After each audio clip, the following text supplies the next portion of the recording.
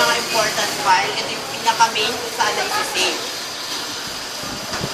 Next naman is, tawag dito is, floppy disk drive.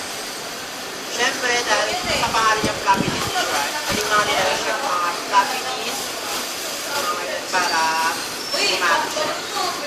Then, dahil natanggal na yung dalawa, next naman is,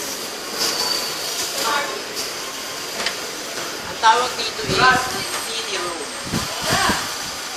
Yung nilalagay dito is yung mga CD, pwede ka rin ditong mag-burn na kahit anong gusto mo, video or music.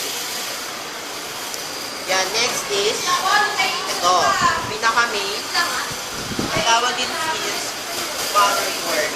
Ito, napaka-sensitibo siya, kaya dapat be careful sa pagkahawak dito kasi madali siyang masira. Kaya sa tuwing hawak dapat ito, kailangan meron kang anti-static wristband.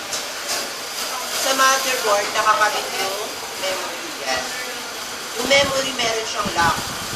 Kailangan mo muna siya i-unlock para makuha. Bawal pwersa